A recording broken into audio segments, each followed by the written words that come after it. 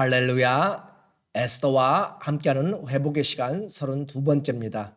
여러분 모두를 주님의 이름으로 사랑하고 축복합니다. 하나님 말씀 함께 보겠습니다. 에스더 3장 13절.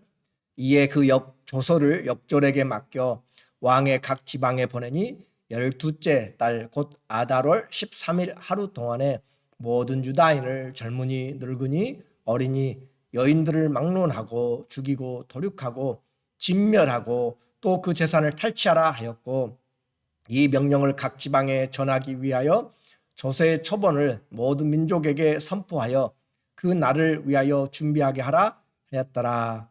아멘. 오늘은 위험한 순종이란 주제로 말씀 같이 나누도록 하겠습니다. 유다의 포로 후손들 중에서 에스더, 별이라고 하는 그 에스더가 페르시아의 새로운 왕비가 되었습니다. 모든 것이 잘 될 것 같은데 큰 문제가 생겼습니다. 왕이 아말렉 자손 중 아각 자손의 하만을 신하로 지위를 높여서 모든 자들 위에 뛰어난 재상이 되게 하였습니다. 그리고 모든 사람이 하만에게 무릎 꿇어 절하도록 그렇게 하였어요. 그런데 오직 한 사람 모르드게는 왕의 명령임에도 불구하고 그에게 절을 하지를 않습니다. 3절. 대궐 문에 있는 왕의 신하들이 모르드게에게 이르되 너는 어찌하여 왕의 명령을 거역하느냐 하고 날마다 권하되 모르드게가 듣지 아니하고 자기는 유다인임을 알렸더니 그들이 모르드게의 일이 어찌 되나 보고자 하여 하만에게 절하였더라.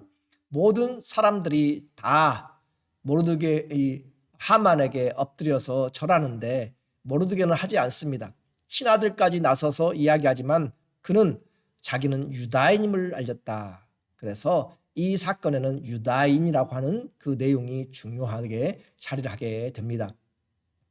하만은 모르드게만 굴복시키는 것이 아니라 그의 민족인 유다 전체를 죽이려고 민족 말살을 위해서 왕에게 제물을 바치고 조서를 요구합니다. 8절. 하만이 아하수에로 왕에게 아뢰되 한 민족이 왕의 나라 각 지방 백성 중에 흩어져 거하는데 그 법률이 만민의 것과 달라서 왕의 법률을 지키지 아니하오니 용납하는 것이 왕에게 무익하니이다. 왕이 옳게 여기시거든 조서를 내려 그것을 진멸하소서. 내가 은 1만 달란트를 왕의 일을 맡은 자의 손에 맡겨 왕의 금고에 드리리이다. 내가 재정적으로 왕의 금고에 들여서 부족함이 없게 할 것이다 라고 그렇게 하면서 죽이도록 그들을 위한 조서를 꾸미도록 그렇게 이야기하는 거죠. 메대와 바사 곧 페르시아는 그 왕의 법은 함부로 바꿀 수가 없습니다. 악법도 법이라고 한 것처럼 한번 정해지면 반드시 지켜져야 됩니다. 왕은 하만의 이런 내면을 알지 못하고 위선적인 충성과 또 재물까지 내어놓는 제안에 그에게 전권을 맡깁니다. 10절.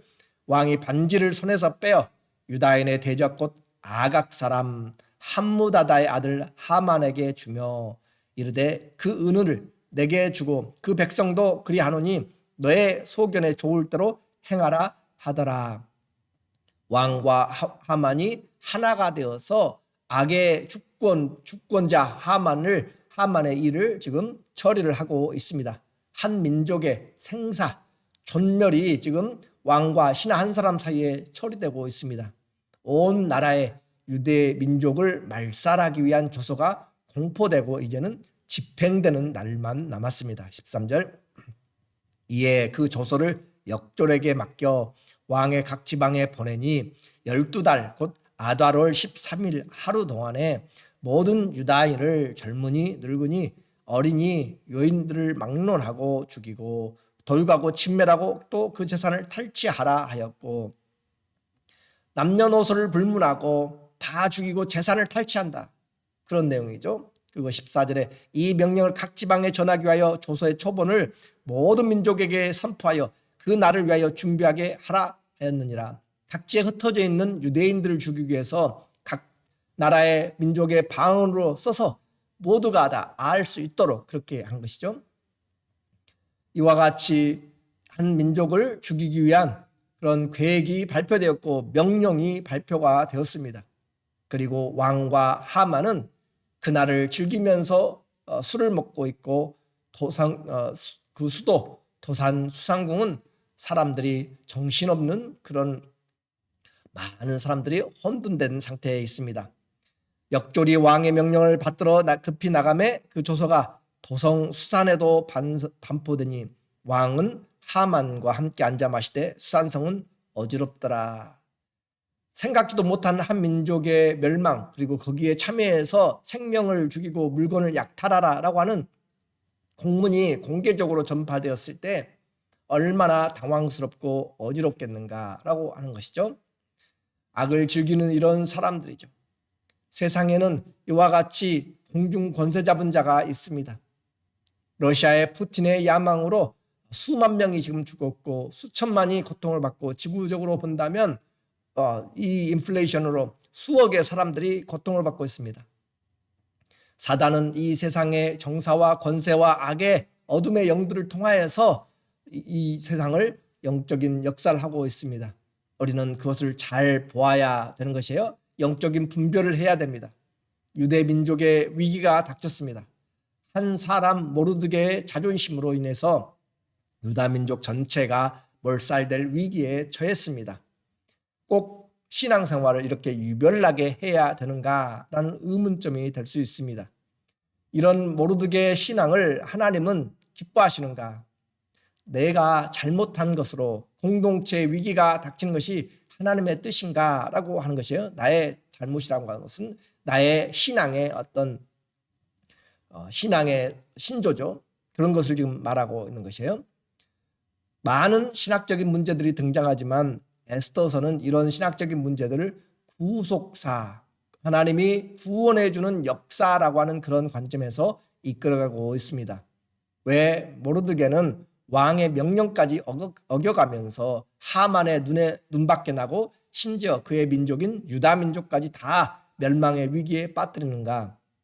성경은 내 관원들을 존중하라고 그랬고 순종하라고 이야기했습니다. 왕과 권세들이 다 하나님께로 나지 않음이 없다고 했는데 지금 모르드게는 그 일에 대해서 왕의 명령을 거부하고 있습니다. 이것은 바로 그 모르드게의 신앙이 구속사적인 그 뿌리에 바탕을 두고 있기 때문에 그렇습니다. 아각 사람 하만이라고 하는 것은 아말렉 사람의 족속입니다. 그리고 그 아말렉은 모르드게는 사울 베냐민 지파죠. 사울의 왕이 속한 베냐민 지파의 후손입니다. 하나님은 한 550년 전에 이 사람들보다 이 에스더 시대보다 550년 전에 사울 왕에게 아말렉을 다 진멸하라고 하는 말씀을 하였습니다. 그러나 사울은 온전히 순종하지 못했죠. 아말렉의 진멸의 사건은 이 사울 왕뿐만 아니라 그보다 또 400년 정도 더 올라가서 출애굽기에 모세 시대에도 하나님이 명령하였습니다. 17장 16절 모세가 이르되 여호와께서 맹세하시기를 여호와가 아말렉과 더불어 대대로 싸우리라 하셨다 하였느니라. 이들이 출애굽한 이스라엘의 그 지친 그들을 뒤에서 공격하였습니다. 하나님의 백성을 뒤에서 공격하였기 때문에, 그리고 여호수아가 가서 전쟁을 하게 되었고 모세와 또 아론과 훌은 모세의 손을 들어 올리며 이 전쟁이 하나님께 속하였음을 말했습니다. 그리고 모세가 손을 들어 기도하면 이스라엘이 이기고 손을 내리면 아말렉이 이기고, 이것은 믿음과 세상의 싸움입니다. 아말렉은 세상을 대표하는 것입니다. 그런데 그 아말렉과 하나님이 내가 더불어 대대로 싸우리라 라고 그렇게 말씀하고 있어요. 그래서 모르드게는 비록 포로 생활을 하고 있지만 그럼에도 불구하고 그는 이 하나님의 구속의 역사를 분명하게 기억하고 있습니다. 아말렉은 하나님의 백성들과 원수 관계입니다. 영적인 원수입니다. 구속의 역사를 기억하는 모르드게는 이 하나님의 말씀을 어기고 아각 사람 그 사람에게 복종할 수가 없었습니다. 구속의 역사, 이방 땅에서 비록 노예 생활을 하고 있지만 하나님의 명령을 저버릴 수가 없고 그에게 절한다는 것은 상상할 수가 없는 것입니다. 이것은 말씀의 순종을 위해서 목숨을 내어놓는 것입니다. 하나님 말씀의 순종을 위해서 자기의 목숨을 내어놓는 것, 그것이 지금 모르드게가 가지고 있는 신앙의 모습입니다. 절대 권력자인 하만과 왕의 명령에 불순종하는 것은 이미 죽은 목숨과 다를 바가 없습니다. 하만과 모르드게의 관계는 벼슬의 높고 낮음, 왕의 명령 그 수준이 아니라 이 사람의 문제는 하나님의 명령과 또 이 세상의 명령에 대한 그 대결로 되어 있는 것이에요. 사도행전 4장 19절 베드로와 요한이 대답하여 이르되 하나님 앞에서 너희의 말을 듣는 것이 하나님의 말씀을 듣는 것보다 옳은가 판단하라. 우리에게 세워준 대제사장, 우리에게 세워진 왕들, 관원들의 이야기를 또 그들에게 순종하라 라고 이야기했어요. 질서에 순종하라. 그런데 딱 한 가지, 하나님의 말씀을 어기는 것에 대해서는 우리는 분명히 하나님의 말씀을 순종해야지 또 세상의 법을 순종하면 안 된다라고 하는 거죠. 하나님 앞에서 너희의 말을, 이들이 어떤 말을 했어요? 이 제사장들과 관원들이 너희는 다시는 예수님의 이름으로 복음을 전하지 말라라고 한 것이죠. 도를 전하지 말라, 예수님의 이름을 나타내지 말라. 그러나 예수님의 이름을 나타내지 않는다는 것은 아무런 생명에 살 필요가 없는 것이죠. 우리에게 사명과 같고, 그래서 하나님 앞에서 너희의 말을 듣는 것이 하나님의 말씀을 듣는 것보다 옳은가 판단하라. 오늘 우리의 삶의 원리가 나와 있습니다. 이 순종은 위험한 순종이었고 목숨을 내어놓는 순종이었습니다. 믿음으로 시작하면 믿음으로 역사가 진행될 것을 모르드게는 알았습니다. 믿었습니다. 이제 모르드게의 믿음이 행위가 시작될 때입니다. 유대인의 말살 정책과 그에 대항하는 믿음의 일은 어떻게 될 것인가?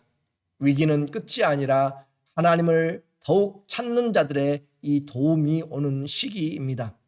성도는 위기의 때 포기하지 않습니다. 홍해가 가로막히고 애굽의 군대가 우리를 진격해 올 때 우리는 포기하는 것이 아닙니다. 오히려 하나님의 약속을 붙잡고 하나님이 하실 것을 바라보는 것입니다. 오늘 하나님을 의지하는 자는 담대해야 됩니다. 분명하게 하나님의 말씀에 순종하기 위해서 생명을 지금 이미 내어놓은 모르드게처럼 이것은 세상의 법이 아니라 하나님의 말씀에 순종하기 위한 것이라고 했습니다. 우리의 인생에서 하나님보다 더 중요한 것은 없습니다. 그리스도가 우리의 법입니다. 이 홍해를 만날 때 말씀을 기억하십시오. 그리고 애굽의 군대와 같은 커다란 장애를 만날 때 우리는 하나님의 약속의 말씀을 붙잡고 믿음으로 생각하고 믿음으로 말하고 믿음의 발걸음을 내어 걷기를 원합니다. 위험한 순종, 가치가 있습니다. 하나님의 말씀 때문에 생명의 어려움을 당하여도 나는 가겠다라고 바울이 이야기한 것처럼 오늘 우리는 안일한 순종이 아니라 하나님 말씀 앞에서 힘들고 어려워도 세상을 향한 것이 아니라 이 세대를 본받지 아니하고 하나님의 선하시고 온전하시고 기뻐하시는 뜻을 쫓아가는 저와 여러분 되시기를 예수님의 이름으로 간절히 축원합니다. 아멘. 기도하겠습니다. 하나님 아버지, 우리는 무엇을 기억하며 살고 있습니까?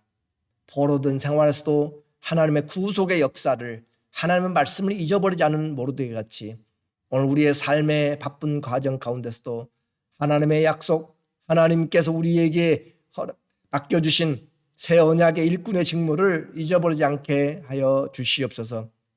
위험하지만 순종해야 되면 순종하게 하시고 힘들지라도 하나님 앞에 올바르면 그 일에 대해서 인내하고 순종하게 하여 주시고 주의 말씀의 순종보다 더 큰 은혜가 없습니다. 하나님 앞에서 사람의 말을 들을 것인지 내 생각의 말 뜻을 좇을 것인지 우리의 신앙은 오직 하나님 말씀 앞에 서서 앞으로도 장래 하나님의 말씀에 의지하여서 한 걸음씩 인생의 풍파 가운데서도 믿음을 가지고 담대하게 나가는 승리자의 삶이 되도록 인도하여 주시옵소서. 예수님의 이름으로 감사하며 기도드립니다.